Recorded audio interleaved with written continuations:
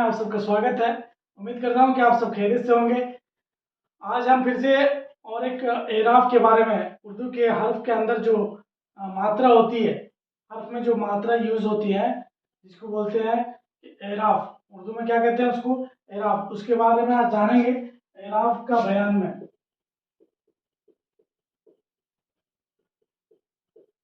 एराफ का बयान। तो आज ये जो चीज है एराफ, एराफ का मतलब क्या है? इसका मतलब ये है घोड़ा दौड़ाना,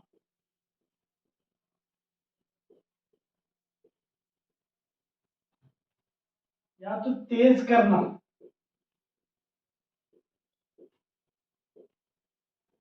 एराफ का मतलब क्या हुआ?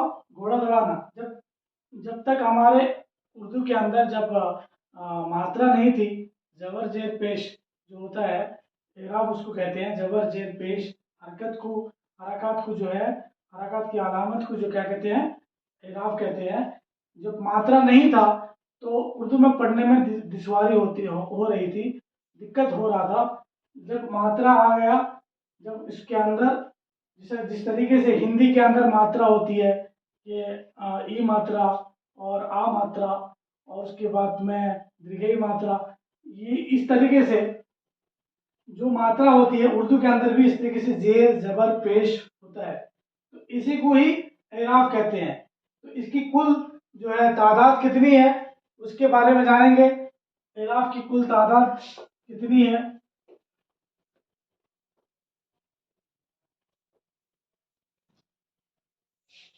ये बारे में पहले जानेंगे।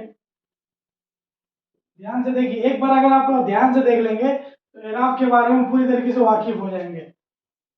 एक जबर और दूसरा जेर, और तीसरा क्या हुआ? पेश। जज्म, जज्म का दूसरा नाम भी सकून, याद रखें आप, सकून भी बोलते हैं जज्म के दूसरे नाम को। और क्या हो गया? मद। और क्या हो गया? तस्दीद। ध्यान से देखिए आप। और हो गया तनवीन।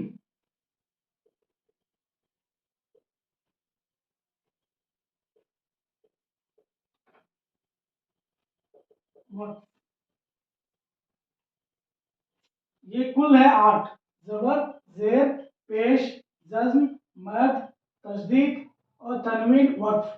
एराफ के अंदर जो है, उर्दू के अंदर इतने जो है एराफ पाए जाते हैं, और इन्हीं एराफ को लगाकर हम जो है अल्फाज बनाते हैं। तो अल्फाज जो बनता है इसे एराफ के जरिए से। तो इस चीज को आप यहाँ से जो आगे जो हम जानने वाले हैं वो बहुत अहम अहम चीज है। आप इसको जरा ध्यान से देखें, फिर उसकी सारा चीज समझ पाएंगे किसे कहते हैं, क्या कहते हैं। आप सब जानते होंगे, जबर जेर पेश के बारे में वाकिफ होंगे। लेकिन यहाँ से जो हम जानने वाले हैं बहुत बेहतरीन चीज, आप लोग जबर जानते होंगे। जबर किसे कहते हैं? जबर किसी हर्फ के ऊपर में इस तरीके से होता है, ऐसा थोड़ा सा हल्का सा बांका लकीर जो होता है उसको हम जबर कहते हैं। और उसी तरीके से अगर जेर का कहा जाए, हर्फ के नीचे होता है, हर्फ के नीचे, इसको जेर कहते हैं। और अगर मद कहा जाए तो मद जो है वो हर्फ के ऊपर में इस तरीके से होता है, तो ये मद। तो ये जो चीज है, आप यहां से आप जानेंगे जबर। जबर एक ही नाम आपको, आप जानते होंगे कि जबर जो है हर्फ के ऊपर होता है, लेकिन मैं यहाँ से आपको और इसका 2 नाम बताऊंगा जिसके बारे में अक्सर लोग, इसके बारे में जानकारी नहीं होता है। लेकिन ये चीज जो है हम लोग जो है बेसिकली जानते हैं। जबर, जेर, पेश, ये 3 नाम से वाकिफ होते हैं उर्दू के एराफ के अंदर में। जो एराफ है तो उसमें से हम जबर, जेर, पेश, तस्दीद के बारे में बात का है वो, लेकिन इस चीज के बारे में ज्यादातर हम जो है वाकिफ होते हैं। तो ये जबर का दूसरा नाम कहते हैं, इसको नसब भी बोलते हैं। ध्यान से देखिए आप, नसब इसका दूसरा नाम है। और भी एक नाम है, अगर आप लोग जानते होंगे तो जल्दी से कमेंट के माध्यम में बताइए।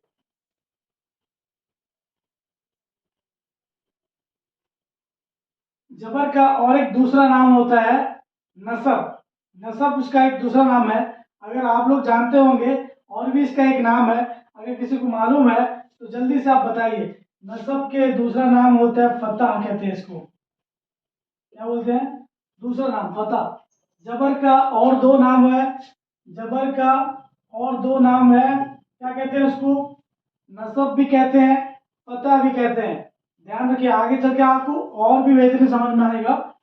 जबर का दूसरा नाम नसब है और फतह है। इसी तरीके से जेर का भी दूसरा नाम है। जेर का दूसरा नाम है, जल्दी से बताइए। अगर आप लोग को पता है तो कमेंट के जरिए से जल्दी बताइए। दूसरा नाम क्या होता है इसका? कसरा। और एक नाम क्या है? जर। जेर का दूसरा नाम क्या हो गया? कसरा या जर कहते हैं। कसरा या जर कहते हैं जेर का दूसरा नाम। क्लियर? जबर का दो और नाम है, फतह या नसब, या फतह। जेर का दूसरा और दो नाम कसरा कहते हैं या जर कहते हैं। इसी तरीके से पेश का भी दो और नाम है। अगर आपको पता है तो जल्दी से बताइए। पेश का भी और दो नाम है, जल्दी से बताइए। जमा कहते हैं या रफा कहते हैं? क्या कहते हैं? पेश का भी और दो नाम है, जमा कहते हैं या रफा कहते हैं। पेश का और दो नाम। क्लियर हो गए? यहाँ से आप सब क्लियर हो गए होंगे, दो दो नाम और वाकिफ हो गए होंगे।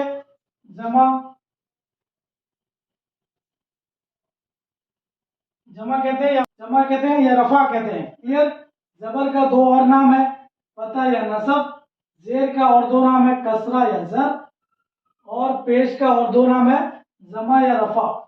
लेकिन यहां से और एक चीज आप जानेंगे। यहाँ पे जबर, आपको मैं इससे पहले वीडियो में बताया था, अगर किसी हर्फ के ऊपर में मद है, जिस तरीके से अलिफ के ऊपर में मद है, इससे पहले वाले वीडियो में मैंने आपको बताया था कि अलिफ के ऊपर में अगर मद है तो हम इसको क्या करते हैं? खींच कर पढ़ते हैं। और इसे क्या कहते हैं? अलिफ ममदूदा कहते थे। अलिफ ममदूदा, ये जो मद है इसको तो हम मद कहते हैं, लेकिन इसके नीचे वाले जो हर्फ है, अलिफ है, उसको हम क्या कहते थे? अलिफ ममदूदा।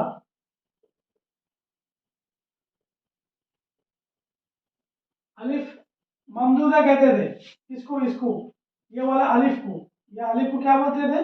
अलिफ ममदूदा। ठीक इसी तरीके से जिस हर्फ के ऊपर में जबर हो, जिस हर्फ के ऊपर में जबर हो, जिस हर्फ के ऊपर में जबर हो, उस हर्फ को हम क्या कहेंगे? ये जो हर्फ को क्या कहेंगे? ये तो जबर है, इसको हम जबर कह सकते हैं, या पता कह सकते हैं, या नसब कह सकते हैं। बात समझने की जरा कोशिश कीजिए। एक बार अगर आप समझ जाएंगे, दोबारा आपको जो है दिक्कत नहीं होगी। इम्तिहान के अंदर जो है, जो सिटी वाला जो एग्जाम होता है, उसके अंदर जो ग्रामर है, उर्दू कवायद के अंदर में इस तरीके से सवाल आते हैं। जिस हर्फ के ऊपर में फतह या नसब हो तो उसको, उस हर्फ को हम क्या कहेंगे? ये क्लियर बात है। जिस तरीके से जिस हर्फ के ऊपर में मद है तो हम उसको अलिफ ममदूदा कहते हैं। उसी तरीके से अगर बे के ऊपर में जबर है तो ये तो जबर है, ये फतह है या नसब है? आप समझिए, नसब है या फतह है। लेकिन ये जो हर्फ है, नीचे वाला जो हर्फ है, इसको हम क्या कहेंगे? इसको हम मफ्तू कहेंगे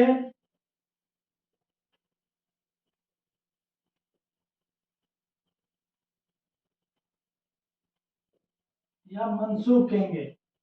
दो और नाम, मफ्तू कहेंगे या मंसूब कहेंगे। किसको?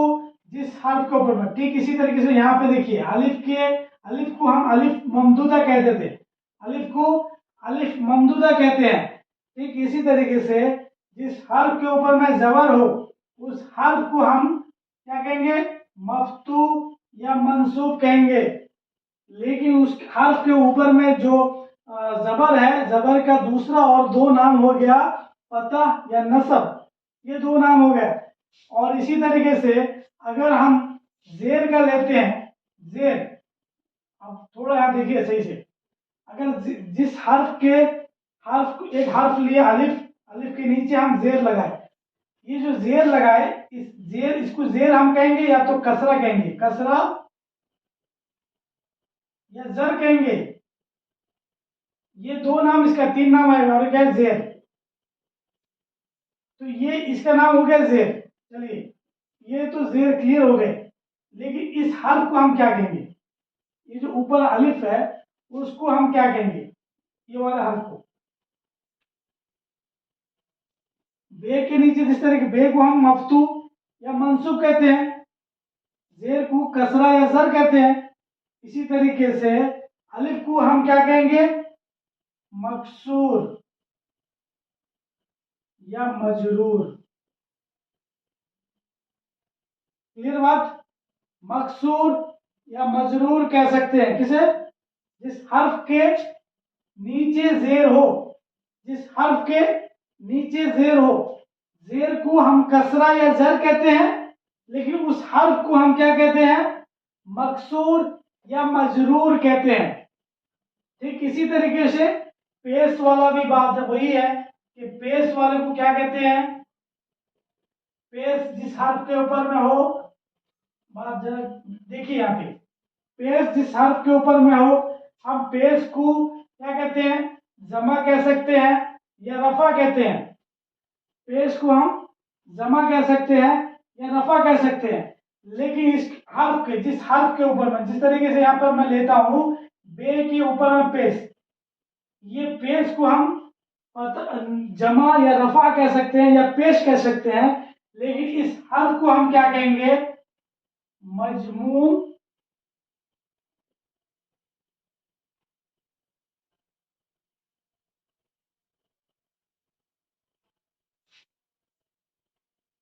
मजमूम कहेंगे या मरफू कहेंगे। क्या कहेंगे?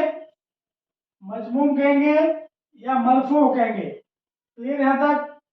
आप लोग एराफ के एतबार से तीन एराफ की जो अकसाम के अंदर में 8 अकसाम है एराफ के, उसमें से 3 अकसाम को उम्मीद करता हूं कि आप क्लियर हो गए होंगे।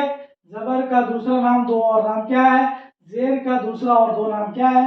पेश का दूसरा और दो नाम क्या है? और जो है पेश जिस हर्फ के ऊपर में हो, तो उसको, उस हर्फ को हम क्या कहेंगे? मजमूम कहेंगे या मरफू कहेंगे। और जी उसी तरीके से जेर जिस हर्फ के नीचे हो, जेर जिस हर्फ के नीचे हो, उस जेर को हम कसरा या जर कह सकते हैं, जैसा कि उसका और दो नाम है। और उस हर्फ को हम मकसूर या मजरूर कहेंगे। और उसी तरीके से जबर का, जबर जो है जिस हर्फ के ऊपर हो, जिस हर्फ के ऊपर हो, उस हर्फ को हम मफ्तू या मंसूब कह सकते हैं। और लेकिन उस हर्फ के ऊपर में जो जबर है, जबर का दूसरा और दो नाम जो है क्या है? फतह है या नसब है। इम्तिहान के अंदर जो है सवाल आ सकते हैं कि जबर का दूसरा नाम क्या है, या तो फतह का दूसरा नाम क्या है, दर्ज जेल में से बताएं। तो इस तरीके से सवाल जो होगा, उसमें आप अगर इस तरीके से क्लियर रहेंगे आप उर्दू ग्रामर के अंदर में, और सवाल का जवाब जो है आसानी से आप दे पाएंगे। उम्मीद करता हूँ कि आप लोग यहाँ तक क्लियर हो गए होंगे, और फिर हम नेक्स्ट वीडियो में और जो अकसाम उसके रह गए हैं उसको बताएंगे। चलते हैं यहीं पर। अल्लाह हाफिज, अस्सलाम वालेकुम।